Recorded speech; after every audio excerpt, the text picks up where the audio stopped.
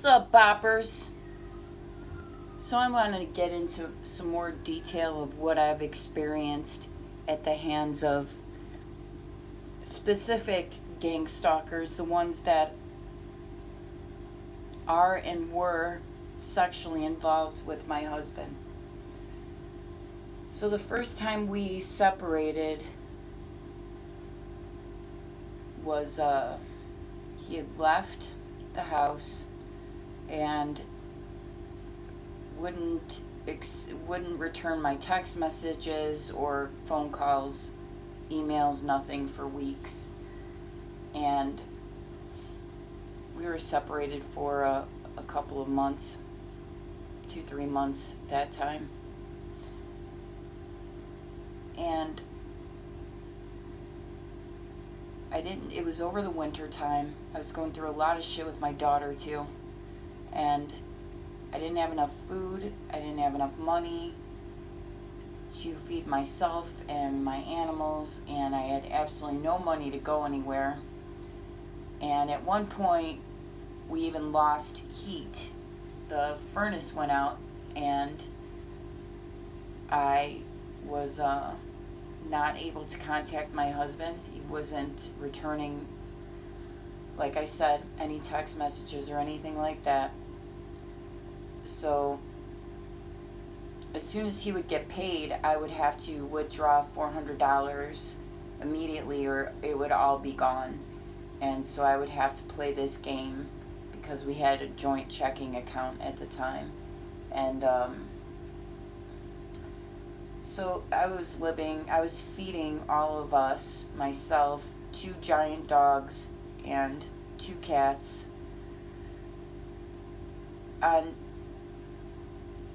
and my daughter on basically fucking nothing, right? $200 a week, and that had to pay for my medicine and everything, gas, everything.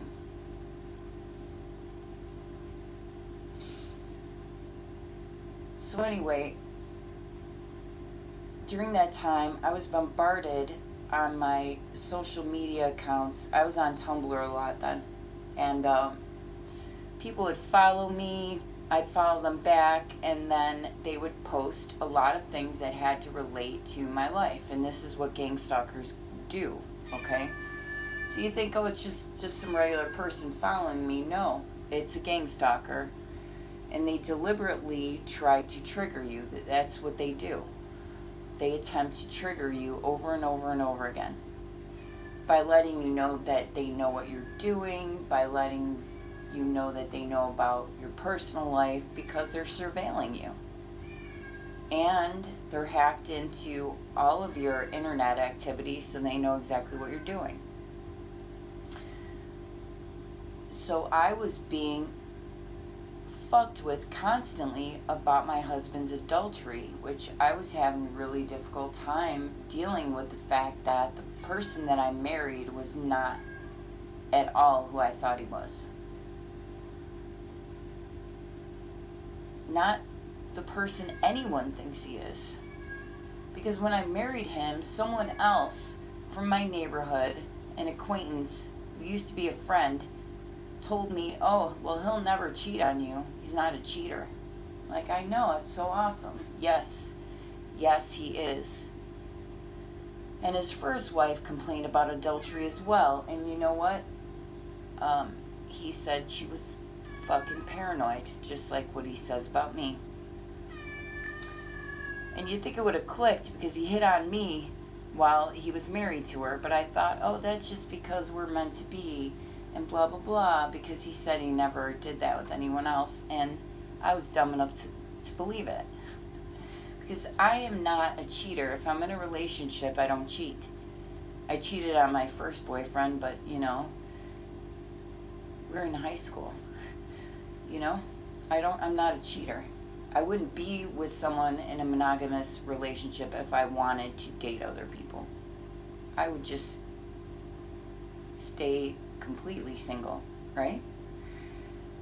But narcissists want their home base. They want the stable person as the home base, and then they want to go out and fuck everybody else you know, have that experience, because narcissists will never be satisfied in a monogamous relationship, ever. They need the narcissistic feed of sexual partners. So anyway, I was being messed with really badly, and you know, there were points during that time period where I didn't eat for 3 days. I was in a very dark place. I was extremely depressed, extremely heartbroken. And I reached out to members of his family, and you know, I tried to get something to eat, and they declined my card because he just drained all of the money out. So I had no food at all, and called his adult son and said, look, I don't have anything to eat here, and I'm getting sick left and right. I was getting my Addison's, I was getting flare-ups like you wouldn't believe because of this, because of the stress of it. But that's all part of it too, and they knew this. What they were hoping was that I would just fucking croak, because my husband stands to gain, or did, monetarily from my death. But that's a whole nother video. He even said recently on audio that I secretly recorded him on. But then I told him he was being recorded, so, you know, I'm not in any trouble in that respect. He can't use that against me. Come here, Charlie. This is my kitty, Charlie. So that's the whole point, is to drive you to suicide. But he had said, you know, I need to get rid of you, and whatever works, suicide or whatever. You know, and I'm paraphrasing, but, you know, you get the gist of it, right? Sorry, Pete. 1 second, okay? Somebody wants my attention.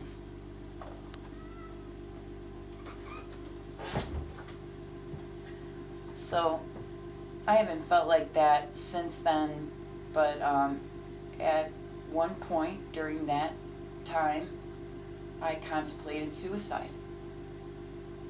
Seriously contemplated it, had a plan and everything. I went through a horrendous experience with my daughter during that time, and she stole from me. She stole from me during that time. It was bad. It was really bad. And I thought about killing myself, and I had a plan. And as I was testing it out,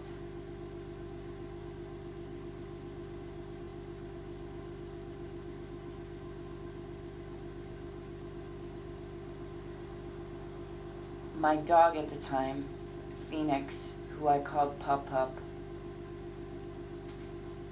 looked at me, and he tilted his head. And he had a very expressive face. And we had a deep connection. And his face said, "What are you doing, Mommy? Please don't do that."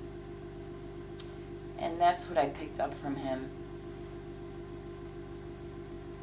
You know, as being a skilled empath, that's what I was vibing off of my dog. He was more than just stock.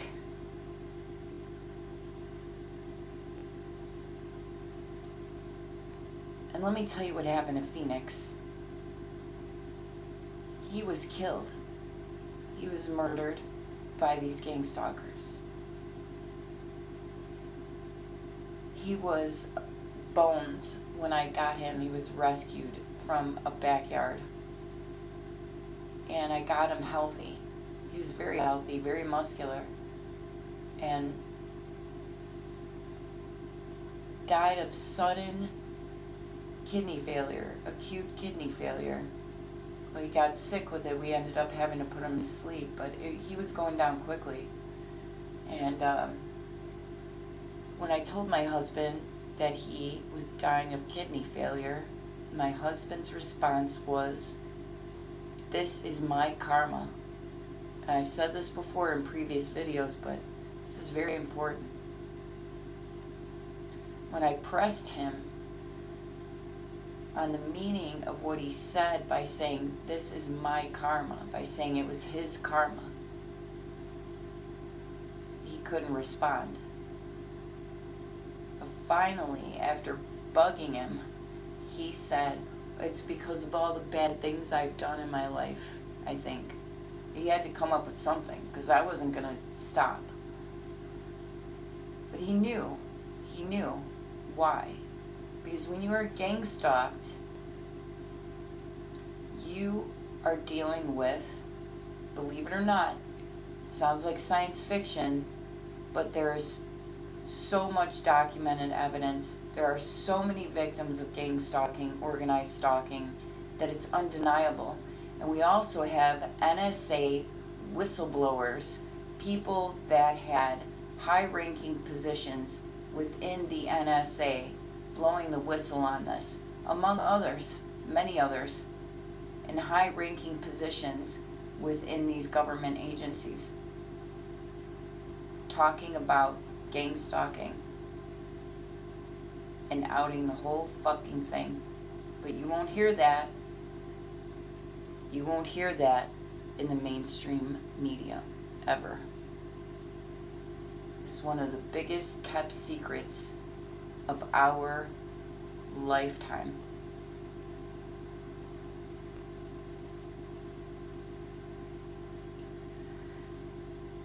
But anyway, he looked at me like that, and I didn't do it.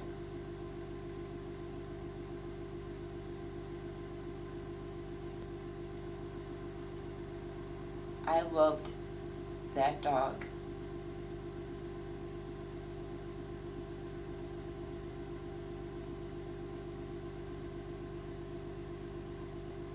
More than I can say.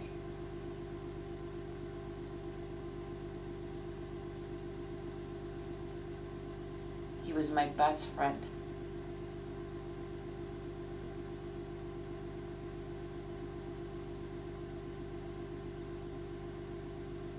And I believe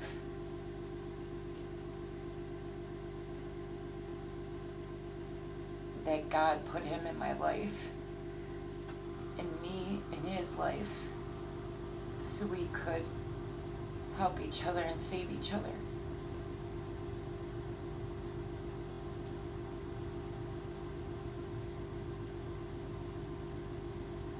I had no one during that time. No one. I was completely alone. But I had my animals, and I had Pup-Up.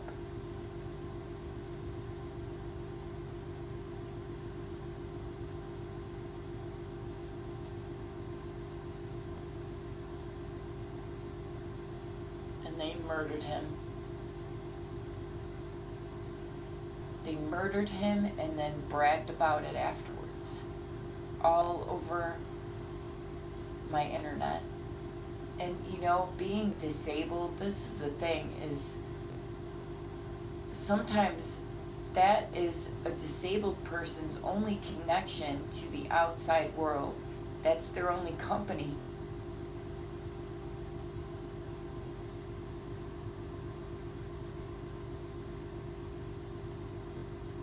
The isolation of being in this organized stalking program to be a targeted individual is absolutely mind-blowing. You wouldn't believe the links that they go to isolate us. The links that they go to discredit us. And if you do the research, which there's plenty of it out there, there is a bottomless pit budget for this. An absolutely bottomless pit budget. Trillions. trillions of dollars are put into this program. Multiple government agencies are involved, and it's global. It's not just in this country, it's everywhere. So you can't even escape it. You can't escape it by going to another country. This is happening to you in the UK, and you go to France, it's going to happen to you in France. It's everywhere. And it's happening to people of all walks of life for all different reasons. Myself, I was born into it. I have been involved in this from the second I took a breath. Other people, it's different. It's different for everyone. But the reason that I am involved in this has to do with how I got to be here to begin with, for one, and who my family is, for two, my bloodline, secret societies, things like that.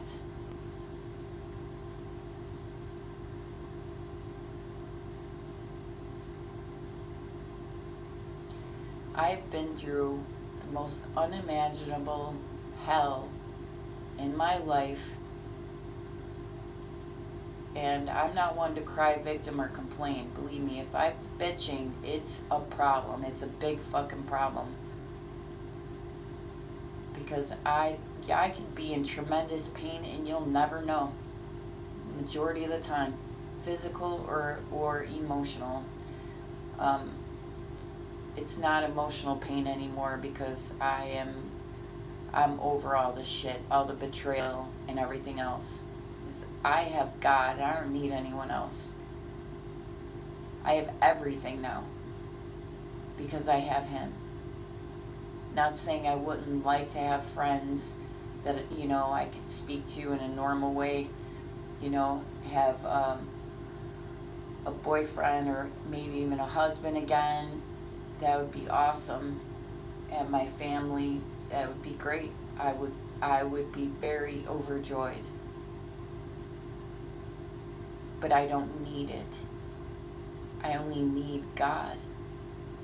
That's it. Everything else is just a bonus.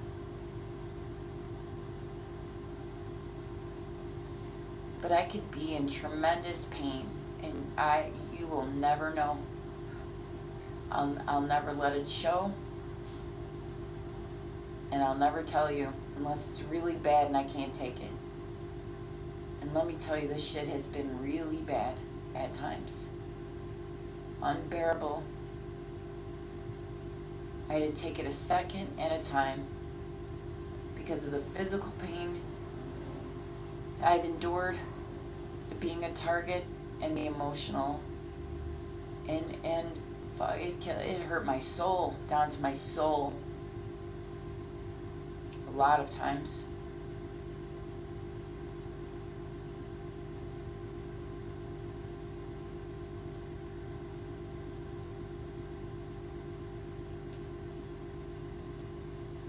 People get paid to do this to other people. And then they sign contracts, non-disclosure contracts, so that they're unable to speak about it. And if they do, they'll incur some sort of punishment. It's all very covert, it's all very secretive, and it's all very real. It's real and it's happening. And when I was informed that I was a targeted individual, I was in denial for about 6 months. I thought those people are fucking paranoid that think they're targets. They're just paranoid. No, they're not. They're not. And I'm not. I denied it when I was informed. This is hard for a lot of people to swallow, that this actually happens to people. Even though I had every sign and symptom of it, when I was informed, I was still in denial for many months. I think something happens to our minds, like we just shut down. It's too much. I don't want to think about it, and I don't want to believe it because it's just too brutal for my mind to be able to take, to bear, to process. Cognitive dissonance. There you go.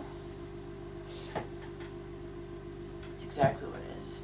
And just straight, it's just straight denial. You just don't want to believe that something this horrendous is happening. That people actually do this to other human beings. To kids even. To old people. People like me that are disabled.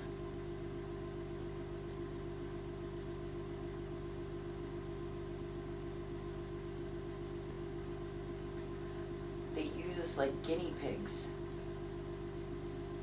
They test things on us without our knowledge. Radiologicals, this is all well documented. And not just by victims of organized stalking, but also from declassified government documents.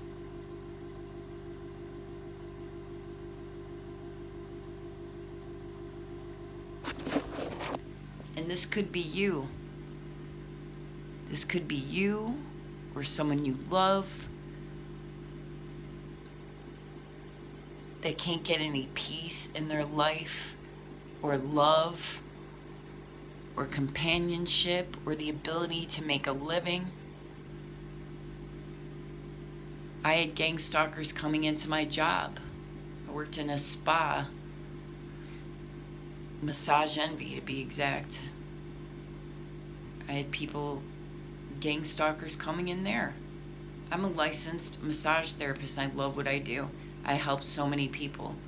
I was clinically trained, so I could work on people's injuries. Like, a woman had IT band contracture, for example. Was in therapy, physical therapy for 2 years, decided to get a massage, and guess what? No more IT band contracture. She's very grateful. It's a lot of pain. And I'm using that as an example, not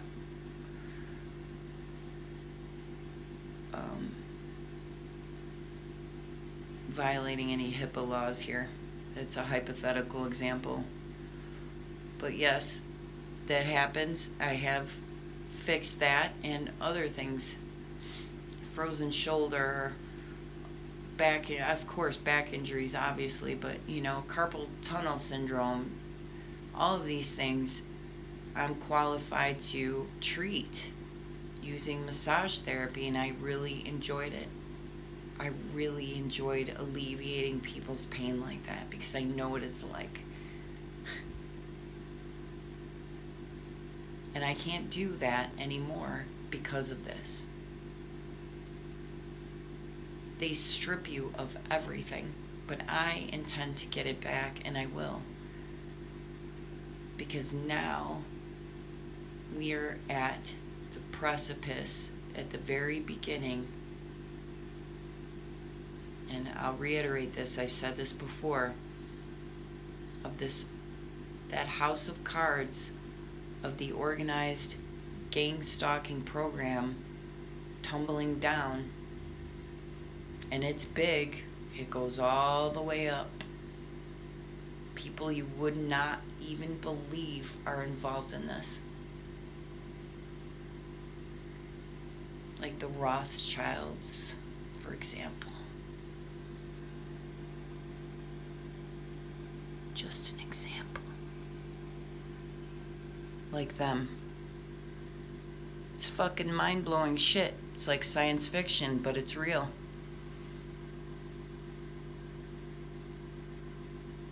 And you better wake up to the reality of it before it happens to you or someone you love.